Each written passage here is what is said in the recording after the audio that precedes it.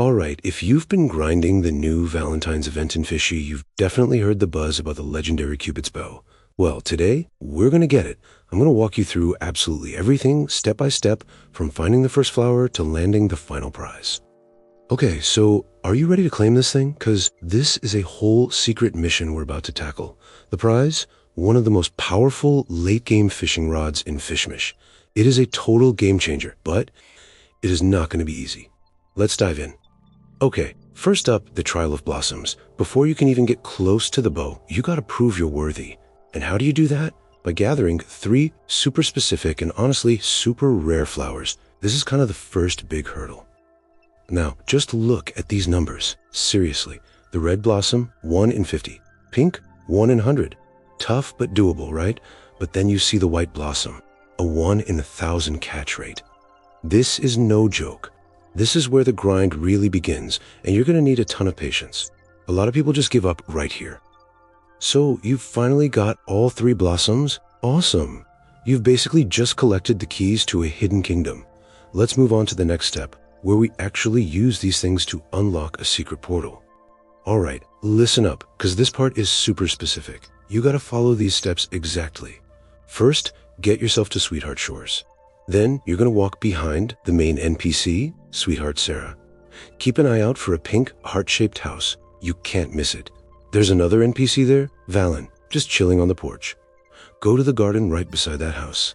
Place your 3 blossoms in the spots and boom, a portal will pop up right there. Don't be shy, just step right through that thing. The second you do, you'll find yourself in this incredible secret area, a literal island in the clouds. Welcome to the Celestial Armory. This is it. This is where the prize is waiting. But hold on, you're not done yet. Just getting here isn't enough. You gotta have the funds. Hope you've been saving up your event currency because it's gonna cost you a cool 25,000 chocolates to actually buy the bow. Yep, 25,000. So get to grinding if you're not there yet. So was all that work worth it? How does this thing actually compare to, say, the Maelstrom rod? Well, think of it this way. Power versus finesse. If you're hunting for the rarest fish and you want to do it fast, Cupid's bow is hands down the winner. But you better have the skills to back it up because it is a beast to control. The Maelstrom is way more stable, much better for just general purpose fishing.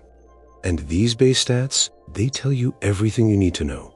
Just look at that lure speed and luck, 120% and 125%. That is absolutely insane for tracking down rare catches. But then you see the catch. A negative to control and a negative to resilience. This thing is the definition of a high-risk, high-reward weapon. It's a wild ride. So you've got the bow. The quest is over, right? Not quite.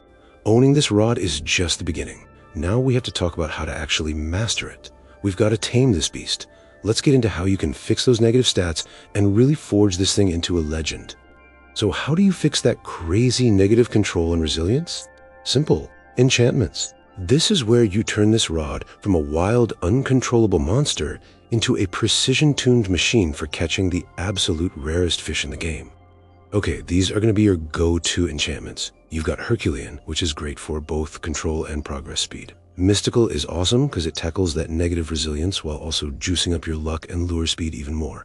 And then you have Controlled or Steady, which are just straight-up fixes for its biggest problem. Any of these will help you balance this thing out so you can really take advantage of its insane power. And really, the strategy here is super simple. And this quote nails it. Job number 1, fix the negatives. Use your enchantments to get control and resilience out of the red. Once you've done that, once the rod is stable, then you can start thinking about piling on even more luck or progress speed. But fix the weaknesses first.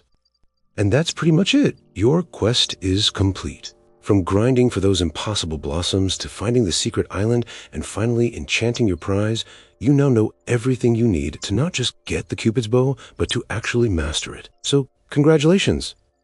So, now that you've got one of the best rods from the event, I want to hear from you. Seriously, how did your hunt go? Did you manage to complete the Valentine's bestiary with it? Let us know down below. Thanks for watching, and good luck out there.